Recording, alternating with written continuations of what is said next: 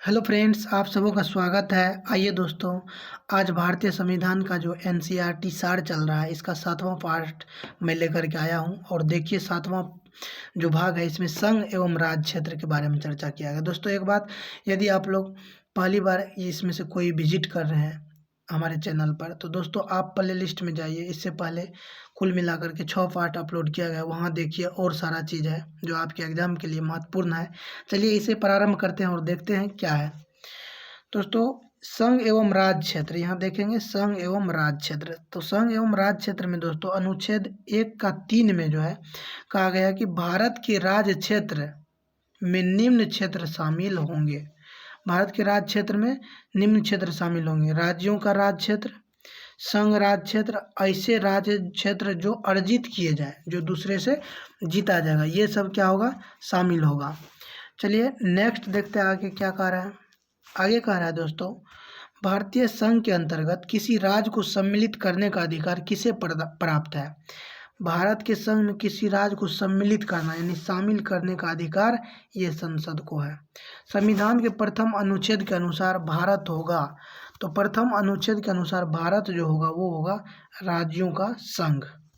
चलिए नेक्स्ट देखते हैं, भारत में कितने राज्य एवं संघीय प्रदेश है? दोस्तों, वर्तमान में भारत में कुल मिलाकर के 28 राज्य है, 8 संघीय प्रदेश है, 8 संघ शासित है, जिसमें राष्ट्रीय राजधानी क्षेत्र भी सम्मिलित है। दोस्तों, आप लोगों के मन में यह होता होगा कि जम्मू और कश्मीर 2 भागों में बटा, तो अब कुल मिला करके 7 संघ शासित प्रदेश होना चाहिए। लेकिन दोस्तों, वहाँ दमन एवं द्वीप और दादरा एवं नागर हवेली दोनों को मिला करके एक कर दिया गया।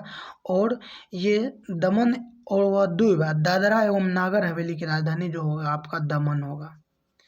और राज्य जो है आपको कुल मिलाकर के 28 राज्य है। चलिए नेक्स्ट देखिए, लोकसभा में केंद्र शासित प्रदेशों के लिए अधिकतम कितनी सीटें आरक्षित है?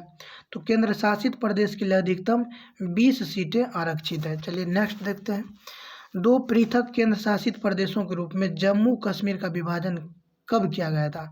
2 पृथक केंद्र शासित प्रदेशों के रूप में जम्मू कश्मीर का विभाजन कब किया गया था? तो दोस्तों 31 अक्टूबर 2019 को किया गया था। नए राज्य के गठन की शक्ति किसे प्राप्त है? दोस्तों, यदि नया राज्य आपको बनाना है तो ये संसद ही बना सकता है, तो संसद को शक्ति प्राप्त है।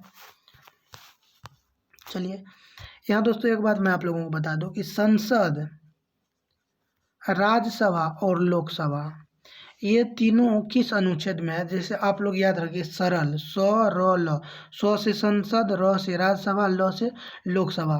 सरल 79, 80, 81। सरल अनुच्छेद को याद रख लेंगे, 79, 80, 81, यानी 100 से संसद 79, र से राज्यसभा 80, ल से लोकसभा 81। इस तरह से आप याद रख सकते हैं। चलिए नेक्स्ट है कि राज्यों के पुनर्गठन से संबंधित फजल अली आयोग का गठन किस वर्ष किया गया था? राज्य के पुनर्गठन से संबंधित फजल आयोग का गठन 1953 में किया गया था। नेक्स्ट है, भाषाई आधार पर भारत में सर्वप्रथम किस राज्य का गठन किया गया था? तो भाषाई आधार पर सबसे पहले आंध्र प्रदेश का गठन किया गया था। चलिए नेक्स्ट देखिए, राज्य पुनर्गठन आयोग ने 1 नवंबर 1956 को कितने राज्य तथा केंद्र शासित प्रदेश बनाए थे? प्रारंभ में दोस्तों 1 नवंबर 1956 को कुल मिलाकर के 14 राज्य और 6 संघ राज्य बनाया गया था, 6 संघ शासित प्रदेश। चलिए नेक्स्ट देखिए कि सिक्किम भारत का एक राज्य किस वर्ष बना था? तो दोस्तों सिक्किम को भारत का राज्य 36वें संविधान संशोधन 1975 के द्वारा बनाया गया था। चलिए नेक्स्ट देखिए, भारत में केंद्र शासित प्रदेशों का प्रशासन किसके द्वारा होता है? केंद्र शासित प्रदेश का जो प्रशासन होता है वो भारत के राष्ट्रपति के द्वारा चलाया जाता है। यहाँ देखिए दोस्तों, 3 प्रश्न आपको बहुत ही महत्वपूर्ण मिलेगा कि जूनागढ़ को किस आधार पर भारत में शामिल किया गया, हैदराबाद को किस आधार पर शामिल किया गया और जम्मू कश्मीर को किस आधार पर शामिल किया गया। ध्यान देंगे कि जूनागढ़ जो है, तो जूनागढ़ को शामिल किया गया जनमत संग्रह, तो ज से जूनागढ़, ज से जनमत संग्रह। और अगला देखिए हैदराबाद, तो हैदराबाद रियासत को भारत में किस आधार पर? तो सैन्य कार्यवाही। तो हैदराबाद जो है, तो मान लीजिए कि आप हैदराबाद, तो इस तरह से याद रखिए, जैसे हैदराबाद जानते हैं आप शहर, वहाँ जो है निजामों का शहर, यहाँ हैदराबाद में जो है वहाँ पर जो है ये आंध्र प्रदेश में, वहाँ थोड़ा कभी कभी क्या होता है, ज़्यादा ये शहर में, बाजार में वहाँ का स्थानीय लोगों द्वारा उपद्रव मचाया जाता है, तो इसीलिए वहाँ सैनिक कार्यवाही के द्वारा मिलाया गया था। और जम्मू कश्मीर को किस आधार पर मिलाया गया था। तो विलय पत्र पर हस्ताक्षर करके दोस्तों वहाँ हरि सिंह वहाँ के राजा थे, उन्होंने ही विलय पत्र के माध्यम से भारत में शामिल हो गया। अब देखिए आगे दोस्तों, संघ एवं इसके राज्य क्षेत्र से संबंधित कुछ अनुच्छेद। दोस्तों यहाँ देखेंगे अनुच्छेद के बारे में। तो अनुच्छेद 1 में कहा गया कि संघ के क्षेत्र का नाम, यानी संघ व राज्य क्षेत्र। 2 में कहा गया, अनुच्छेद 2 में, नए राज्यों के प्रवेश अथवा स्थापना का संसद का अधिकार। नए राज्य का प्रवेश अथवा स्थापना का संसद, या तो नया राज्य का प्रवेश होगा या नया राज्य का स्थापना, ये करने का अधिकार संसद को दिया गया। चलिए नेक्स्ट देखते हैं। अनुच्छेद 3 में कहा गया है कि नए राज्यों की स्थापना तथा वर्तमान राज्यों के क्षेत्रफल, सीमा अथवा नामों में परिवर्तन। तो 3 में जो हो जाएगा आपको सीमा, नाम, ये सब में परिवर्तन किया जाएगा और उसके क्षेत्रफल में भी परिवर्तन किया जाएगा। अनुच्छेद 4 में कहा गया है कि अनुच्छेद 2 एवं 3 के अंतर्गत बनाए गए कानून जिनके द्वारा पहली तथा चौथी अनुसूची एवं पूरक, अनुषांगिक एवं अनुवर्ती मामलों में संशोधन किया जा सके। तो सीधा सीधा आप यहाँ ऐसे याद रखिए कि जो 2 और 3 में कहा गया, तो 2 और 3 से ही संबंधित बात 4 में कहा गया है। चलिए नेक्स्ट देखिए, पहले के विशेष राज्यों का दर्जा।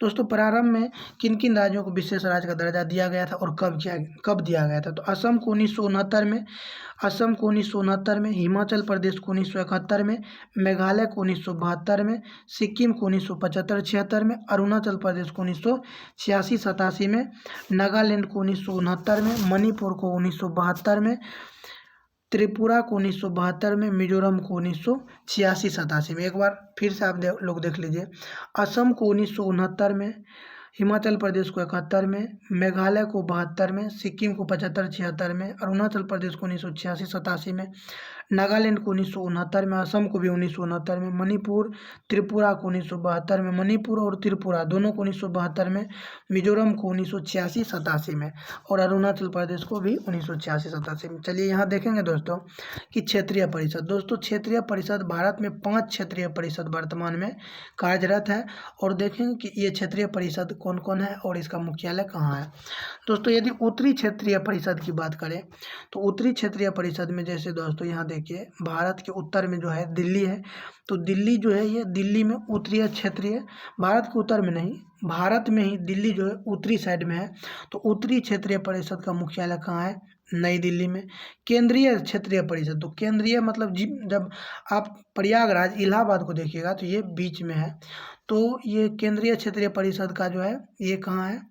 प्रयागराज, इलाहाबाद में है। पूर्वी, तो पूरब में क्या है? कोलकाता, तो पूर्वी क्षेत्रीय परिषद का कोलकाता में। और पश्चिमी, तो पश्चिम में मुंबई है, तो पश्चिमी क्षेत्रीय परिषद का मुंबई। और दक्षिणी क्षेत्रीय परिषद, दक्षिण में तमिलनाडु है, तो यहाँ चेन्नई है। एक प्रश्न यहाँ दोस्तों आप लोगों को मैं बता दूं कि एक प्रश्न पूछा गया था कि किस नदी पर 2 जगह कुंभ मेला का आयोजन किया जाता है? किस नदी पर 2 जगह कुंभ मेला? तो ये दोस्तों गंगा नदी है। आप लोग जानते होंगे कि गंगा नदी पर हरिद्वार में भी कुंभ मेला का आयोजन होता है और प्रयागराज, इलाहाबाद में भी होता है। तो ये महत्वपूर्ण प्रश्न है, याद रखिएगा, एकमात्र नदी जिस पर 2 जगह कुंभ मेला का आयोजन किया जाता है। चलिए आगे देखिए, दक्षिण क्षेत्रीय परिषद का तो चेन्नई हो ही गया। अब यहाँ देखेंगे, दिसंबर 1953 में फजल अली की अध्यक्षता में, दिसंबर 1953 में फजल अली की अध्यक्षता में एक राज्य पुनर्गठन आयोग का गठन किया गया था। दोस्तों यहाँ ध्यान देंगे कि 1953 में फजल अली आयोग की अध्यक्षता में एक राज्य पुनर्गठन आयोग का गठन किया गया था। कब किया गया था? 1953 में। चलिए दोस्तों यहीं तक रहने देते हैं, फिर मिलेंगे आपसे अगले जो वीडियो लेकर के आऊँगा, फिर आप लोगों से वहीं मुलाकात होगी। और दोस्तों यदि आप यहाँ से प्रश्न सीख पा रहे हैं, आपको अच्छा लग रहा है, तो वीडियो को आप लाइक और सब्सक्राइब कर सकते हैं, आपकी इच्छा पर है। चलिए आप सबों का धन्यवाद दोस्तों।